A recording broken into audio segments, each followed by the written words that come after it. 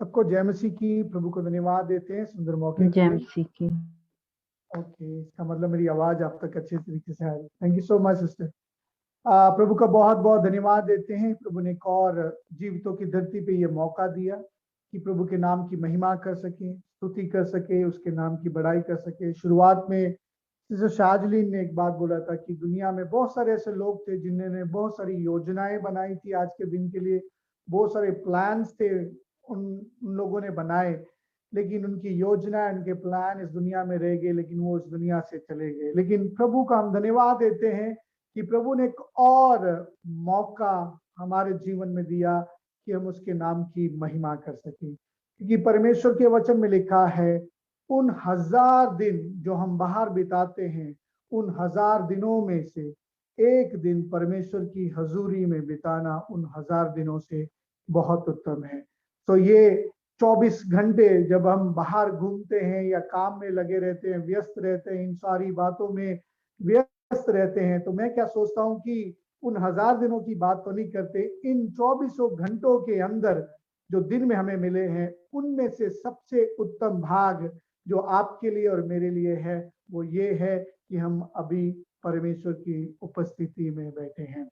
और आप इस बात को निश्चित करते हैं, आप इस बात को निकालते हैं, चूज करते हैं कि मुझे EIC में जाना है, EIC में जाके आराधना करना है, EIC में बैठ के परमेश्वर के वचन को सुनना है और EIC में रह के हमें गवाहियों को सुनना है। जब आप इसकी चॉइस करते हैं तो प्रभु बहुत ही खुश होता है और उसके अनुसार प्रभु हम सबको आशीष और बरकत देता है। तो आज का जो विषय मैं आज आपके सामने चंद समय के लिए जो मैं आपके सामने रखना चाहता हूं, वो विषय है परमेश्वर के वचन के ऊपर मनन करना। प्रभु के वचन के ऊपर मनन करना है, meditate on the word of God. परमेश्वर के वचन के ऊपर मनन करना एक विश्वासी के लिए, एक मसीह जीवन के लिए, एक सक्सेसफुल मसीह जीवन के लिए परमेश्वर के वचन का मनन करना कितना महत्वपूर्ण है, कितना जरूरी है आपके लिए और मेरे लिए। परमेश्वर के वचन को मनन करना क्यों जरूरी है?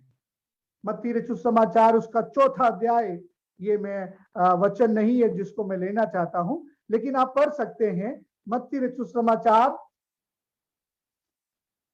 मनन का मतलब मेडिटेशन, मेडिटेशन। सो मत्ती रचित सुसमाचार उसका 4था अध्याय वचन 4 हम जब पढ़ते हैं, वहां पे परमेश्वर यीशु मसीह एक बात कहते हैं, वो गौर से सुनिए क्या लिखा है। यीशु ने उत्तर दिया, यीशु ने शैतान को, उस इब्लीस को जो उसको परीक्षा ले रहा था, लिखा है कि यीशु मसीह ने उसको उत्तर दिया, मनुष्य केवल रोटी ही से नहीं, मनुष्य केवल रोटी ही से नहीं, परंतु हर एक वचन से, परंतु हर एक वचन से जो परमेश्वर के मुख से निकलता है, जो परमेश्वर के मुख से निकलता है, जीवित रहेगा। उसी से वो जीवित रहेगा। Hallelujah, hallelujah. यहाँ पे क्या लिखा है? मनुष्य केवल रोटी से नहीं, परंतु हर एक वचन जो परमेश्वर के मुंह से निकलता है उससे जीवित रहेगा। ये मेरे प्रियो, ये आम मनुष्य की बात नहीं की जा रही है, ये उस मनुष्य की बात की जा रही है जो परमेश्वर के ऊपर भरोसा रखता है। ये उस व्यक्ति के बारे में बताया जा रहा है जो परमेश्वर के कलाम को अहमियत देता है, जो प्रभु यीशु मसीह के ऊपर विश्वास करता है और वो जानता है कि मेरे जीवन में चाहे कैसी भी परिस्थिति क्यों ना आ जाए, मैं परमेश्वर के कलाम को छोड़ के कहीं और नहीं जाऊंगा। हालेलुया। इसलिए आपके लिए और मेरे लिए, एक विश्वासी के लिए, एक मसीह, सक्सेसफुल मसीह व्यक्ति के लिए या बहन के लिए परमेश्वर का वचन कितना बहुमूल्य है, कितना जरूरी है, ये वचन प्रभु यीशु मसीह हमें बताते हैं। हालेलुया। एक और मैं आपके सामने वचन पढ़ना चाहता हूं।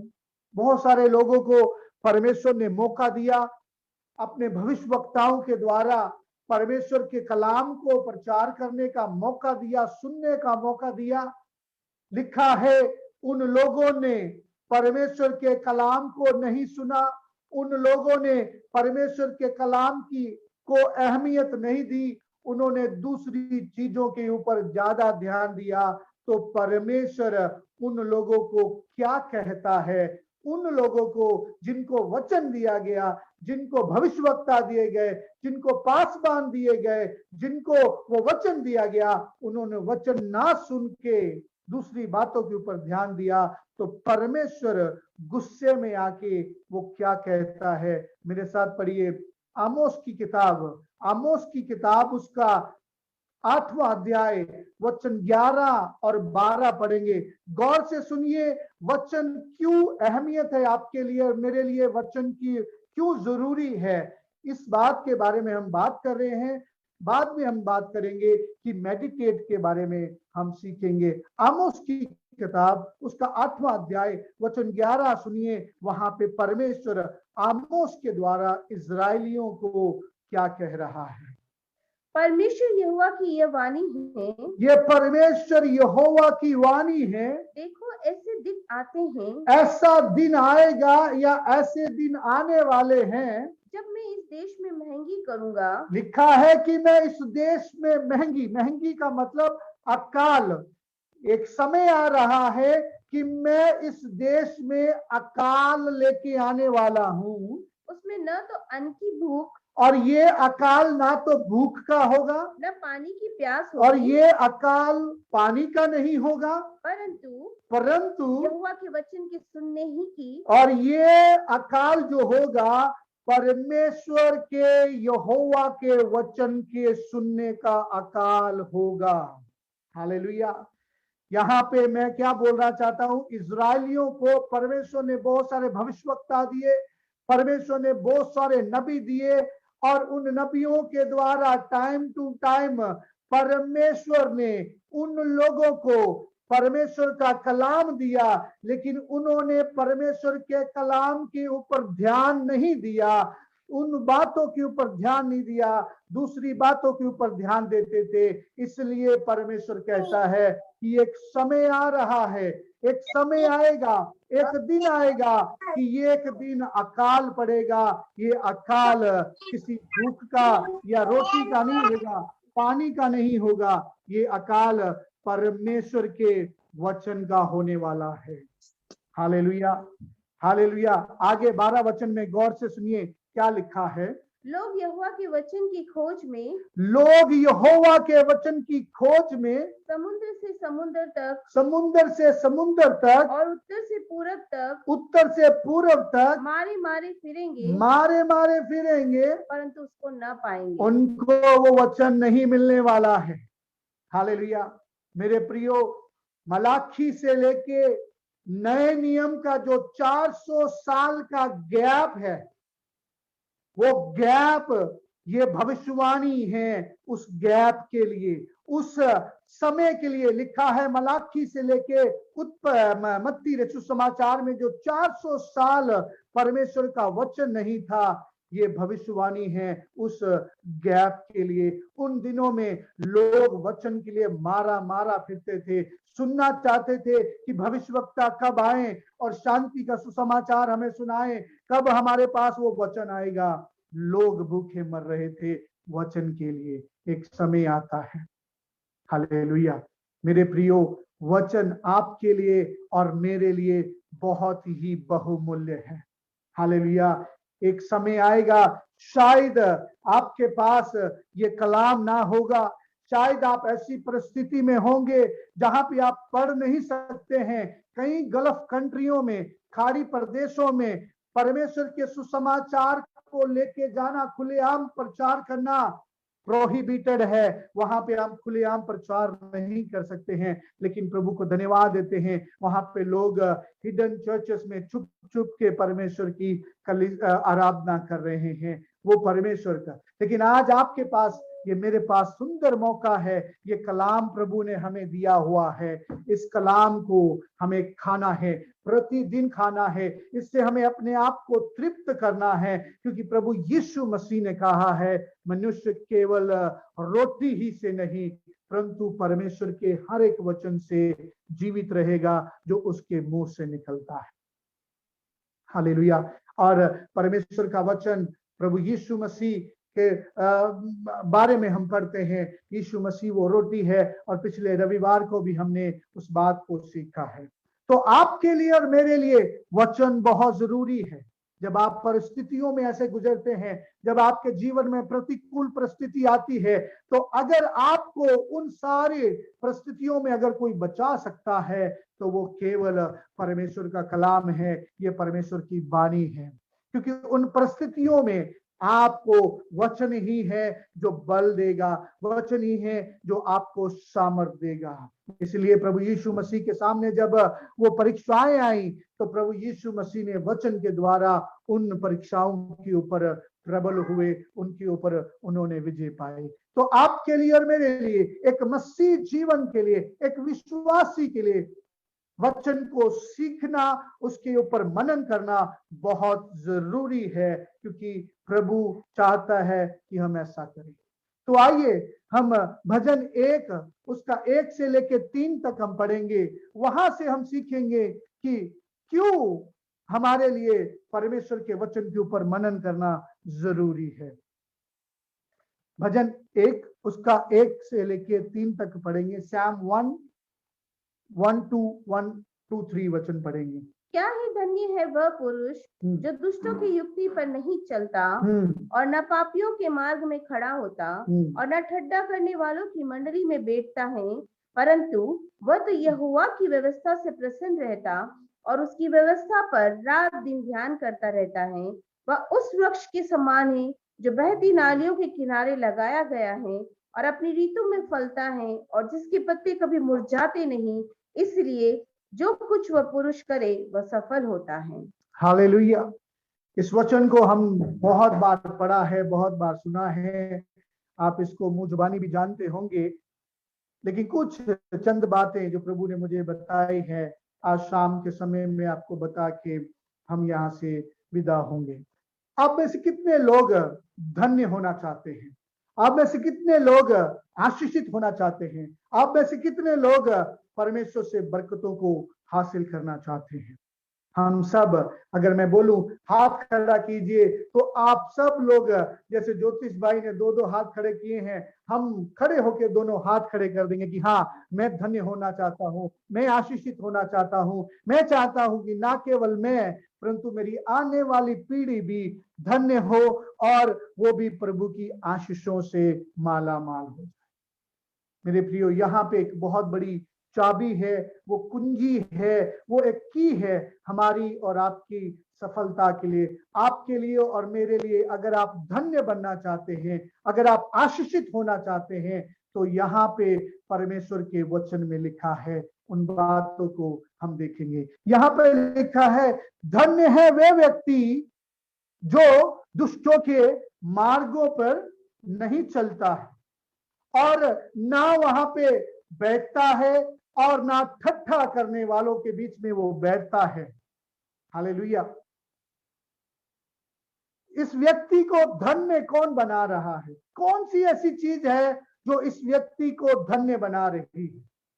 मैं आपसे सवाल पूछता हूं, ऐसी कौन सी चीज है जो इसको धन्य बना रही है? वो कौन सी चीज है जिसको आशीषित व्यक्ति बना रही है?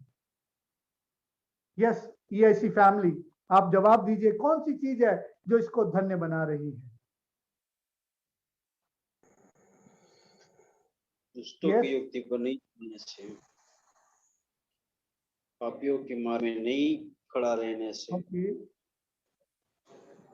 इसको धन्य बनाने वाली एक ही चीज है, वो जो मैं आपको बताना चाहता हूं, वो वचन 3 में लिखी है, सॉरी 2 में लिखी है। वचन 2 में पढ़िए, एक धर्मी को या फिर इस व्यक्ति को अगर कोई चीज धन्य बना रही है तो वचन 2 में लिखा है, वो ये है कि वह परमेश्वर के वचन के ऊपर मनन करता है, वे परमेश्वर के वचन को प्रतिदिन दिन रात वो परमेश्वर के ऊपर मनन करता है, उसका ध्यान परमेश्वर के वचन के ऊपर लगा रहता है, उसका ध्यान परमेश्वर के उन कानूनों के ऊपर लगा रहता है, जिन कानूनों में, जिन वचनों में यह लिखा है कि अगर तू दुष्टों के साथ अपना जीवन स्पेंड करेगा, अगर तू मखौल करने वाले लोगों के बीच में रहेगा, तो तेरा क्या होगा। हालेलुया। ये वचन हमें सिखाता है कि अगर हम पापियों के साथ अपने जीवन को जिएंगे, उनके जैसा, पापियों के जैसे हम कार्य करेंगे, उन दुष्टों के जैसे कार्य करेंगे, तो ये कलाम हमें बताता है कि हमें किस समस्या का सामना करना पड़ेगा, या हमारे ऊपर क्या पेनल्टी होगी, हमें क्या पनिशमेंट मिलेगी। इसीलिए वो वचन को जानता है कि अगर मैं दुष्टों के मार्ग में चलूंगा, अगर मैं मखौल करने वालों के बीच में या ठट्ठा करने वालों के बीच में बैठूंगा, तो मेरा क्या होगा। हालेलुया। उसको वहां पे खड़े होने से वो उसको धन्य नहीं, धन्य क्या बना रहा है, ये वचन। हालेलुया। लिखा है ये व्यवस्था, व्यवस्था मतलब परमेश्वर ने मूसा के माध्यम से इजरायलियों को कुछ व्यवस्था दी गई। व्यवस्था को दूसरे शब्द में इस्तेमाल किया जाए तो कानून दिए गए, कवानीन दिए गए। उन कानूनों के अनुसार अगर वो करेगा तो उसका उद्धार होगा, वो बचाया जाएगा। हालेलुया। इसलिए जो व्यक्ति परमेश्वर के वचन के ऊपर ध्यान लगाता है, उसको प्रतिदिन दिन रात मनन करता है, उसको पता चल जाता है कि मुझे पापियों के बीच में उठना बैठना नहीं है, मुझे उनके जैसा नहीं करना है, जैसा वो कर रहे हैं वैसा उनके साथ शरीक नहीं होना है, बल्कि मुझे परमेश्वर के लोगों की संगति में बैठना है, मुझे उन लोगों की संगति में बैठना है, मुझे उन लोगों की संगति के साथ बैठना है जो परमेश्वर के वचन के ऊपर प्रतिदिन अपने जीवन को जीते हैं। हालेलुया। मेरे प्रियो, अगर आज आप और मैं परमेश्वर में धन्य होना चाहते हैं, अगर आप और मैं परमेश्वर में आशीषित होना चाहते हैं, तो हम आशीषित हो सकते हैं, हम धन्य हो सकते हैं जब हम इस वचन के ऊपर प्रतिदिन दिन रात हम मनन करेंगे। हालेलुया। लिखा है उसको बहुत खुशी मिलती है। दूसरे वचन में लिखा है परंतु वे तो यहोवा की व्यवस्था से प्रसन्न होता है। हालेलुया। उसको खुशी मिलती है, तो किससे खुशी मिलती है? परमेश्वर के वचन को पढ़ने से। उसको खुशी मिलती है कि जहां पे जाऊं वहां पे परमेश्वर का वचन कार्य करे। उसको खुशी मिलती है कि कहां मैं जाऊं जहां पे मुझे परमेश्वर का कलाम मिल सकता है। उस खुशी की खोज में वो प्रतिदिन ढूंढता रहता है। जहां पे भी वो जाता है परमेश्वर के वचन के ऊपर मनन करता है। हालेलुया। मनन करने का मतलब क्या है? व्हाट यू मीन बाय, आप क्या समझते हैं मनन करने का मतलब? इंग्लिश में जो शब्द इस्तेमाल किया गया है मेडिटेशन, और उसका जो सिनोनिमस है या उसका क्या बोलते हैं इसको हिंदी में, पर्यायवाची शब्द जो है वो शब्द है जुगाली करना। हिंदी में बोलते हैं जुगाली, पंजाबी जी भी कहते हैं जुगाली। जुगाली जब कोई जानवर या गाय कुछ खाना खाती है और वो खाना खाती है तो एक पोर्शन होता है जहां पे उस खाने को स्टोर कर लेती है, और बाद में वो क्या करती है, धीरे धीरे उस खाने को जब वो आराम से बैठती है, बैठती खा के आराम से रज पुज जाती है तो आराम ना बैठ जाती है, और वो क्या करती है, अंदर के खाने को निकालती है और वो जुगाली करती रहती है। कैसे करती है? ऐसे मुंह मारती रहती है। आपने देखा होगा जानवरों को, वो जुगाली करते हैं। क्या जो उन्होंने अंदर खाया है उसको वो बाहर निकाल के उसका टेस्ट उसको और बढ़िया तरीके से चबा के खाने की कोशिश करते हैं। यही है परमेश्वर के वचन को मनन करना। हालेलुया। जब आप यहाँ पे परमेश्वर के वचन को सुन लेते हैं, जब आप परमेश्वर के वचन को जब पढ़ लेते हैं, उस वचन को दिमाग में, अपने दिमाग में प्रतिदिन जितना समय आप उसको घुमा सकते हैं, उसको याद कर सकते हैं, उसको बार बार दोहराते हैं, अपने आप को जब बोलते हैं उस वचन को, उसी को कहते हैं मेडिटेशन। मेडिटेशन का मतलब ये नहीं कि आंख बंद करके आप योगा करने लग जाओ, वो एग्जैक्टली मेडिटेशन नहीं है। मेडिटेशन का मतलब है जुगाली करना, यानी कि जो आपने अंदर लिया है उसके ऊपर आप मनन करना। रुमिनेट इंग्लिश में शब्द यूज करते हैं, रुमिनेट करना। हालेलुया। तो जब आप परमेश्वर के वचन को सुनते हैं या पढ़ते हैं, उसको पढ़ के हम छोड़ नहीं देना है, ठीक है मेरा काम हो गया। हमारी एक बहन है जो दिन में एक बार ही प्रार्थना करती है, उसके बाद कुछ नहीं। लेकिन मैं क्या कहना चाहता हूं, जब आप वचन पढ़ते हैं तो उस वचन को हर दिन हर समय आप अपने दिमाग में चलाते रहें, उसके ऊपर ध्यान रखते रहें। हालेलुया। इस व्यक्ति को खुशी किससे मिलती है? परमेश्वर के वचन के ऊपर मनन करने से। हालेलुया। मेरे साथ निकालिए भजन 119 का 48। वहां पे भजनकार क्या लिखता है? भजन 119 Psalm 119 वर्स 48। वहां पे गौर से सुनिए भजन लिखने वाला क्या कहता है। मैं तेरी आज्ञाओं की ओर, मैं तेरी आज्ञाओं की ओर, जिनसे मैं प्रीति रखता हूँ, जिनसे मैं प्रेम रखता हूँ, हाथ फैलाऊंगा और तेरी विधियों पर ध्यान करूंगा। और मैं तेरी विधियों के ऊपर ध्यान लगाऊंगा। हालेलुया। यहाँ पे भजन लिखने वाला क्या कहता है? मैं तो तेरे कानूनों को बहुत प्यार करता हूँ प्रभु। हालेलुया। मैं तो तेरे वचनों को प्यार करता हूँ और मेरा ध्यान उसी के ऊपर लगा रहेगा। हालेलुया। मैं जो बात बोलने जा रहा हूँ गौर से सुनिए। आप उसी चीज को बार बार बार करने की कोशिश करेंगे जिससे आपको खुशी मिलती है। हालेलुया। जिस बात से आपको खुशी मिलती है ना, उसको आप बार बार बार करने की कोशिश करेंगे। दूसरी बात, आप उस चीज को बार बार करने की कोशिश करेंगे जिसको आप बहुत प्यार करते हैं। जिस चीज को आप प्यार करते हैं उसी चीज को बार बार आप करने की कोशिश करेंगे। तीसरी बात, उस चीज को आप बार बार करेंगे जिस चीज से आपको फायदा होता है। हालेलुया। जिस चीज से आपको और मुझे फायदा होता है ना, उसी चीज को हम बार बार करते हैं। अगर कोई बोलेगा चल यार इसको करते, नहीं यार इसको करने का कोई फायदा नहीं है, इससे कोई नतीजा नहीं निकलने वाला, इसको छोड़ दो। हालेलुया। यहाँ पे भजन लिखने वाला क्या कहता है? भजन गाने लिखने वाला क्या कहता है? प्रभु मुझे अगर खुशी मिलती है तो वो खुशी मिलती है तेरे वचन के ऊपर ध्यान लगाने से, तेरे वचन के ऊपर मनन करने से। अगर मैं किसी से प्रेम करता हूं, बार बार अगर मुझे किसी के ऊपर प्यार आता है, तो वो तेरे वचन है प्रभु, तेरे वो कानून है जिनको मैं प्रेम करता हूं। हालेलुया। हालेलुया। आगे पढ़िए इसका भजन 119 का 98 वचन पढ़िए। वहां पे गौर से क्या लिखा है, गौर से सुनिए वहां पे भजन लिखने वाला क्या कहता है। तो अपनी आज्ञाओं के द्वारा मुझे अपने शत्रुओं से अधिक बुद्धिमान करता है, क्योंकि वे सदा मेरे मन में रहती है। हालेलुया। यहाँ पे वो बेनिफिट बताता है कि प्रभु तेरे वचन के ऊपर मनन करने से मुझे बुद्धि मिलती है, मुझे ज्ञान मिलता है, मुझे ज्ञान मिलता है। किससे? मेरे शत्रुओं से भी ज्यादा मैं ज्ञानवान हो जाता हूँ, मैं बुद्धि हासिल करता हूँ जब मैं तेरे वचन के ऊपर मनन करता हूँ। हालेलुया। मेरे प्रियो, जिससे आप ज्यादा प्यार करते हैं उसी चीज को आप बार बार करने की कोशिश करेंगे। आप जिससे आपको खुशी मिलती है उसी चीज को हम ज्यादा कोशिश करते हैं बार बार करने की, और जिससे हमें ज्यादा बेनिफिट मिलता है उसी चीज को हम बार बार करने की कोशिश करते हैं। हालेलुया। मेरा सवाल आपके लिए और मेरे लिए है, आपको क्या सबसे ज्यादा अच्छा करना लगता है?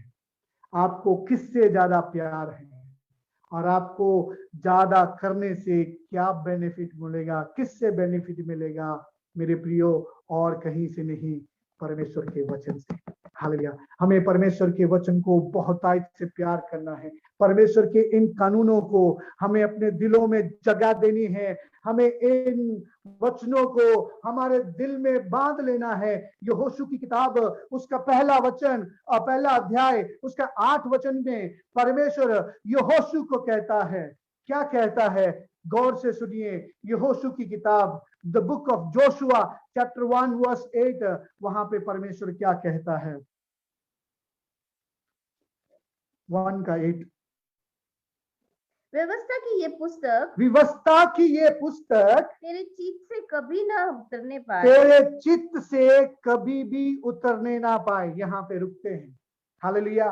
परमेश्वर यहोशू को कहते हैं, उस यहोशू को जो नया नया लीडर बना है इजराइल का, और वो बेचारा डरा हुआ है, भयभीत है कि इतनी बड़ी प्रजा को, इतने बड़े लोगों को मैं कैसे अगुवाई करूंगा। और 7 वचन में परमेश्वर कहता है, डर मत, हियाव रख, परमेश्वर के वचन के ऊपर मनन कर और ये व्यवस्था की पुस्तक अपने दिल में लगा के रख। You need to love it. Hallelujah. इसका मतलब क्या है कि दिल से उतर गया। हम बोलते ना, मैं ये तो बंदा मेरे दिल से उतर गया है, ये व्यक्ति मेरे दिल से उतर गया है। इसका मतलब क्या है कि मैं इससे आज से प्यार नहीं करता, आज से इसका मेरा कोई लेना देना नहीं है। पहले मैं इससे बहुत प्यार करता था, लेकिन अभी मेरा इसके पास कोई लेना देना नहीं है। लेकिन यहाँ पे किसी व्यक्ति की बात नहीं की जा रही, यहाँ पे परमेश्वर के कलाम की बात की जा रही है।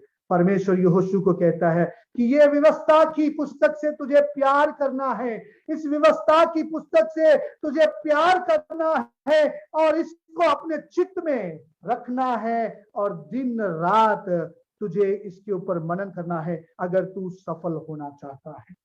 हालेलुया।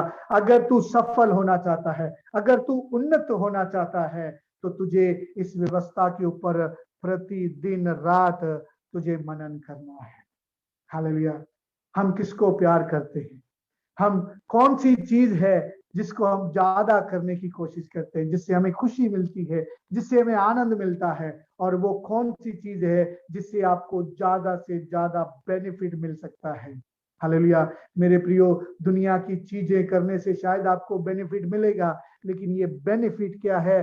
थोड़े समय के लिए होगा। आजकल ओलंपिक के गेम्स चल रहे थे, अभी तो ऑलमोस्ट खत्म हो गए हैं। ओलंपिक की गेम में जब मैं देख रहा था, जो विनर्स होते हैं, जो मेडलिस्ट होते हैं, उनको मेडल के साथ साथ में एक फूल भी दिए जाते हैं, एक पुरस्कार दिया जाता है, और उन फूलों में कोई खुशबू नहीं होती है। हालेलुया। वो सिर्फ मुरझाने वाले फूल हैं, उनका कोई फायदा नहीं है।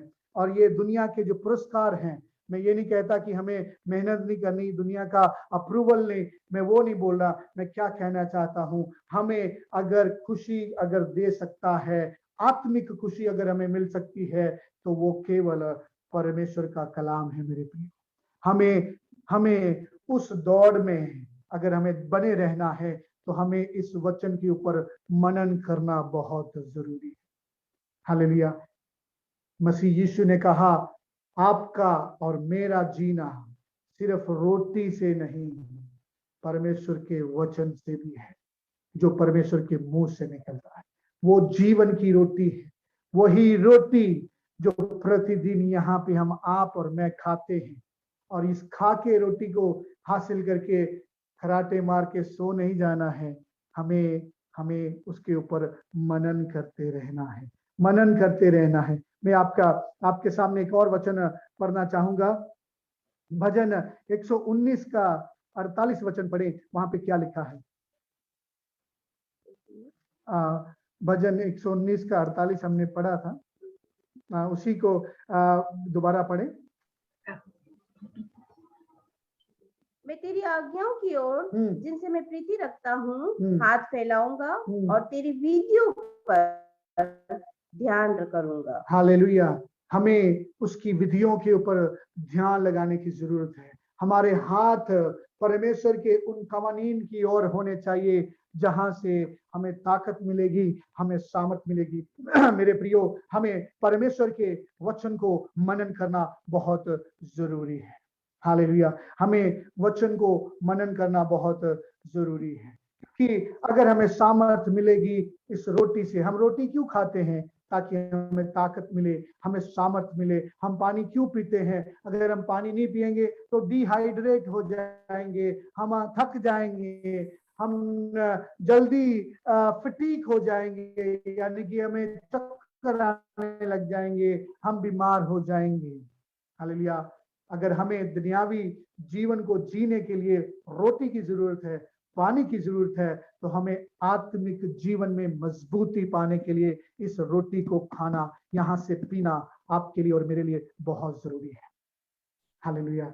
आप इस वचन को सुन के आराम से नहीं, हमें दिन रात उसके ऊपर मनन करते रहना है। परमेश्वर के वचन में लिखा है, जब मैं अपने बिस्तर पे जाता हूँ, प्रभु तेरे हुक्मों के ऊपर मैं ध्यान लगाए रखता हूँ। हालेलुया। मेरे बिछोने के ऊपर भी मैं तेरे ऊपर ध्यान लगाए रखता हूँ। मेरे प्रियो, प्रभु का वचन इस प्रकार कहता है।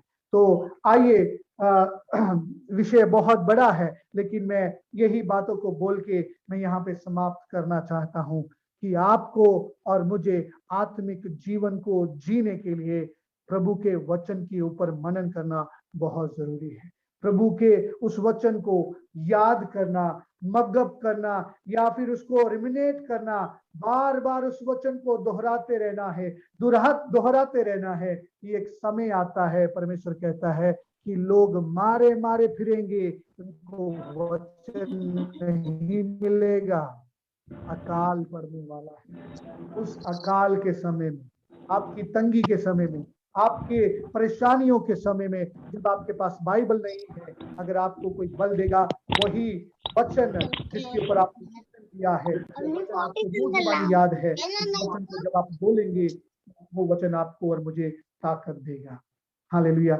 आइए, जब हम वचन को सुनते हैं, जब हम वचन को पढ़ते हैं, उस वचन को पढ़ के हम ऐसे ना छोड़ दें, परंतु उसके ऊपर प्रतिदिन हम मनन करते रहें। और तीसरे वचन में, भजन 1:3 में लिखा है, जब हम करेंगे तो हम अपनी ऋतु में हर समय फलदायक होते रहेंगे। हालेलुया। हम उस पेड़ के समान होंगे जो नालियों के किनारे लगाए गए हैं, कभी भी जो सूखते नहीं हैं, वो प्रतिदिन मजबूती पाते जाएंगे, प्रतिदिन उनके जीवन से फल उत्पन्न होते जाएंगे। हालेलुया। मैं आपको इस बात की गारंटी देना चाहता हूं कि जब जब आप परमेश्वर के वचन के ऊपर मनन करेंगे, तब तब आप परमेश्वर के वचन से सामर्थ पाएंगे। हालेलुया। जब जब आप परमेश्वर के वचन के ऊपर मनन करेंगे, तब तक आपका विश्वास मजबूत होता जाएगा। जब जब आप परमेश्वर के वचन के ऊपर मनन करेंगे, आपके ऊपर शक का जो आत्मा है वो दूर होता जाएगा, क्योंकि आप परमेश्वर के वायदों के ऊपर मनन करते जाएंगे, और वो वायदे आपको बल और ताकत देंगे कि वो परमेश्वर हर परिस्थिति में आपके और मेरे साथ है। हालेलुया। अगर आप और मैं धन्य होना चाहते हैं, तो आइए हम परमेश्वर के वचन के ऊपर मनन करें, परमेश्वर के वचन को मुंह जुबानी याद करने की कोशिश करें। जितना ज्यादा हो सके हम परमेश्वर के वचन को मुंह जुबानी याद करें। मैं आपको एक गवाही बोल के बंद करना चाहूंगा।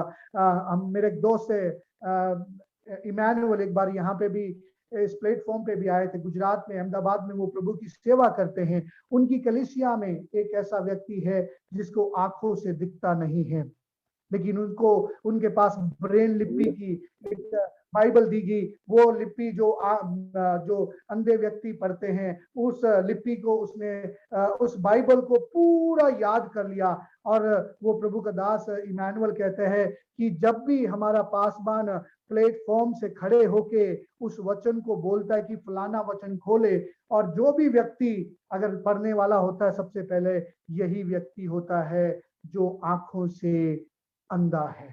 यानी कि उस व्यक्ति को वो पूरी बाइबल मुंह जुबानी याद है कि कौन सा वचन कहाँ पे है। हालेलुया। मेरे प्रियो, इसलिए परमेश्वर ने इजराइलियों को कहा कि ये जो वचन है, ये जो व्यवस्था है, अपने बच्चों को सिखाओ, उनके मस्तक में लिखो, दीवारों पे लगाओ, अपने घर के दरवाजों पे लगाओ, कि 24 घंटे तुम्हारा ध्यान कहाँ पे जाना चाहिए? परमेश्वर के वचन के ऊपर होना चाहिए। बार बार जब हम उस चीज को देखेंगे तो हम याद कर लेंगे, याद हो जाएगा। तो आइए हम परमेश्वर के वचन के ऊपर मनन करना सीखें। परमेश्वर के वचन से जो हमें आशीषें और बरकत मिलेगी, बल और ताकत मिलेगा, वो परमेश्वर के वचन और कलाम से है। क्योंकि अगर आप शैतान का सामना कर सकते हैं तो वो शैतान का सामना आप और मैं केवल वचन से ही कर सकते हैं। आत्मिक जीवन में मजबूती पाने के लिए, आत्मा में मजबूत होने के लिए वचन का अध्ययन करना या उसके ऊपर मनन करना आपके लिए और मेरे लिए बहुत जरूरी है। क्योंकि यीशु ने कहा कि मनुष्य केवल रोटी से नहीं परंतु परमेश्वर के हर एक वचन से जो उसके मुंह से निकलता है उससे जीवित रहेगा। हालेलुया। प्रभु हम इस वचन के द्वारा बहुत आशीष देने पाए। सॉरी बाजी, आई थिंक 5 मिनट ज्यादा हो गया। अजीब भाई, worth to have this 5 minute extra actually, क्योंकि इतनी ब्लेसिंग मिली। खुदा का शुक्र करते हैं, ये बातें बहुत ही जरूरी थी हमारे लिए। खुदा का कलाम लिखा है आसमान और जमीन टल जाएंगे लेकिन यीशु के मुंह की बातें, एक नुक्ता और एक शोशा, एक छोटा सा जो कॉमा, वो भी नहीं टलेगा। हालेलुया। एक नुक्ता और एक शोशा, एक डॉट और एक जो कॉमा है, उसके अंदर भी पावर है, सामर्थ है, जिंदगी है। हालेलुया। देखिए ये है पावर खुदा के कलाम की। तो आज के बाद आप सब लोग अपने आप को ऐसे समझे जैसे रोटी खानी है, वैसे ही आपने कलाम को भी अपनी रूह के लिए खाना और पीना है। रोटी तो हम तीनों टाइम ही खाते हैं ना, पानी बार बार जाके पीते हैं, गर्मी है बड़ी है ना। तो अगर हम कलाम को भी ऐसे ही लेना शुरू कर दें तो हम सोचे कि हमारे सामने कोई चीज ऐसी खड़ी हो ही नहीं सकेगी। मुश्किलें, मुसीबतें, दुख, तंगी, अबलीस की सारी चालें, स्कीमें, तीर कैसे खड़े होंगे। Hallelujah, hallelujah, thank you Jesus. बहुत जरूरत थी ऐसे इस कलाम की, बहुत जरूरत थी। क्योंकि आजकल हम लोग जो ना बहुत ज्यादा मीडिया पे लोग तो बिजी रहते हैं, वीडियो तो देखते रहते हैं, इधर उधर से सुनते रहते हैं, लेकिन खुद से कलाम को कम खोलते और खुदा के साथ मन और मन कम बैठते हैं। बैठते हैं, मैं ये नहीं कहती नहीं बैठते, लेकिन मुझे लगता है कि हमें और ज्यादा बैठने की जरूरत है। इस कलाम को और अपने अंदर लेने की जरूरत है। ये कलाम जो हमें दानिशमंद बनाता है। हम कई दफा समझते हैं फलां बंदा बड़ी हिकमत की बात करता है, कैसे करता है? क्योंकि वो खुदा का कलाम, खुदा खुद बैठा है अंदर। हालेलुया। ये कलाम हमारी जान को बहाल करता है, ये कलाम हमें फरत बख्शता है, अंदर हमें खुशी बख्शता है, तसल्ली, सुकून, आंखों को रोशन कर देता है, खौफ को दूर कर देता है। जैसे अजय भाई ने इतनी खूबसूरत बातें की हैं, और आज के बाद आप इस पे मेडिटेट करना शुरू करें। जो आप पढ़ते हैं उसके ऊपर ध्यान देना शुरू करें, खुदा से बातें करना शुरू करें, पाक रूह से बातें करना शुरू करें। कलाम आपसे वैसे ही बात करेगा जब आप बात करेंगे। Thank you Jesus. हम खुदा की बड़ी शुक्रगुजारी करते हैं खुदा के खादम के लिए, जिनके वसीला से आज हमने इन खूबसूरत बातों को सीखा कि मनन करना कितना जरूरी है हर एक ईमानदार के लिए। आए हम सब मिलके खुदा के खादम को ब्लेस करते हैं। आए हम सब मिलके आज अपनी उस कमजोरी के करार